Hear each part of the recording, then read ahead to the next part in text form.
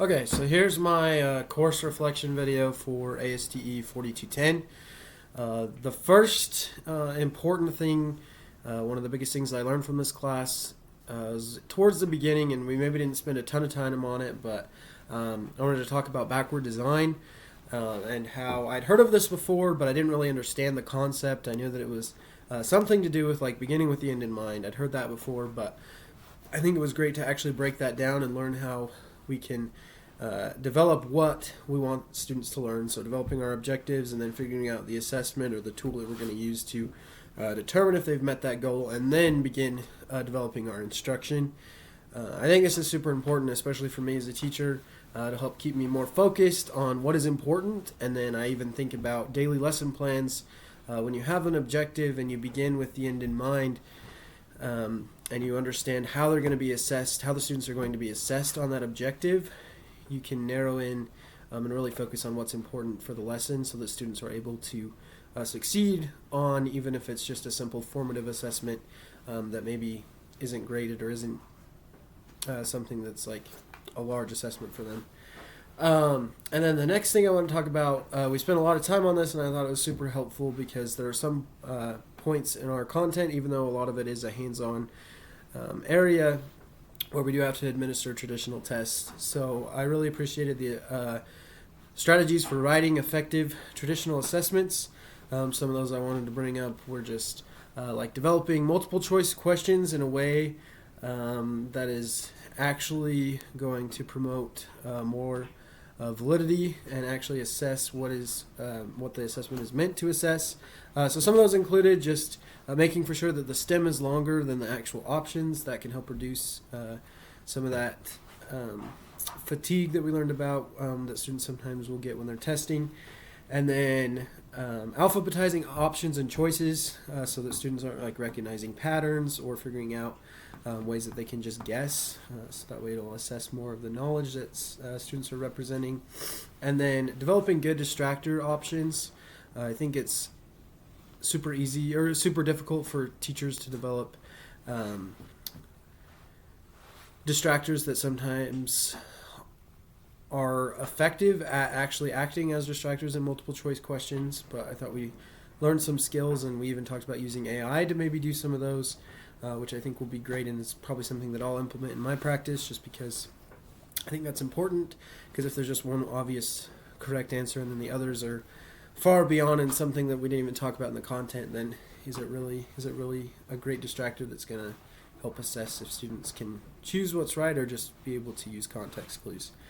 And then with true-false questions, just making sure they don't have two parts, so that one part is true and one part is false, so that way there's no confusion with that. And then requiring students to actually fully write out true or false, not just allowing them to write a T or an F, or if there is an option that they circle, making for sure those options are far enough apart so there's no confusion on what the student is trying to put as their answer. And then also just some more items to reduce testing fatigue was like putting all the terms on the right for matching questions and all the definitions or the longer portions on the left, and then also including more options or terms than there are definitions, so that if students do miss one, it doesn't automatically mean that they miss two. And then keeping all the items for like a multiple choice question, all the choices or options on the same page so students aren't having to flip back and forth. I think those are some super important ways so that we can make for sure students don't tire out before the end of the test. And then the third point was, or the third topic that I wanted to focus on was how we develop effective rubrics for alternative assessments. So I know we talked about the analytical and the holistic rubrics, but for me the biggest important point was that these help eliminate bias, which I think is something that all teachers are going to run into when they're assessing student work, something that's not definitive with a correct and wrong answer. So I think in my practice I plan on using rubrics anytime that there isn't a correct or wrong answer. I think this will also allow for more authentic learning opportunities, because if I have a rubric, I know I can assess these students on on these things, and I have the criteria, and also it'll help them figure out what they need to do to meet the criteria and how they can get the score that they want to earn, and how they can truly represent their understanding. Along the side of that were the checklists that we talked about, which is the fourth point I wanted to bring up. Basically, those are just the simplified rubrics, just with the 2 columns of criteria, or 2 columns of performance levels, so yes or no, meets expectations, does not meet expectations, etc. I think this is great. This is something I see myself using quite a lot, honestly.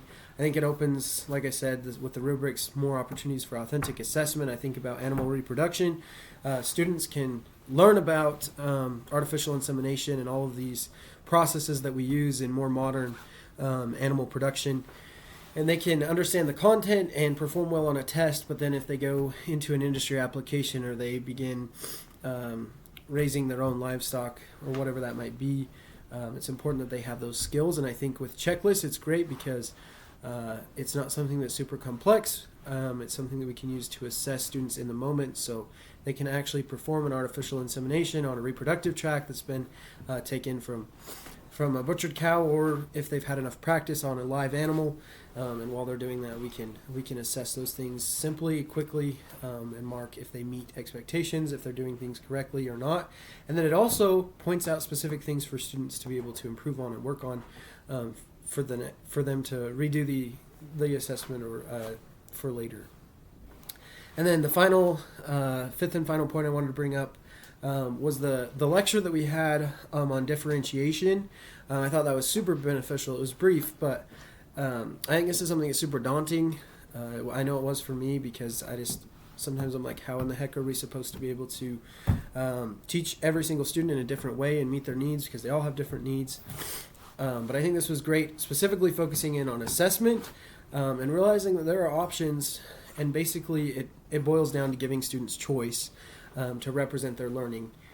Even looking at this, there's the option for this assignment to do it through a video reflection or through writing, and students may be able to represent their understanding or what they've learned better through a video reflection or through writing. And with having those choices, that's a form of differentiation. And I think it is also great for students when they have like choice boards. I love talking about that as an option for differentiation, because then students can choose the way that they're representing their learning, but it's probably also going to stretch them just a little bit, because they might have to select one from a specific category or whatever it might be. But all in all, I think that was great. I plan to implement choice boards and some of those different options for differentiation and for assessment into my classroom. Thanks.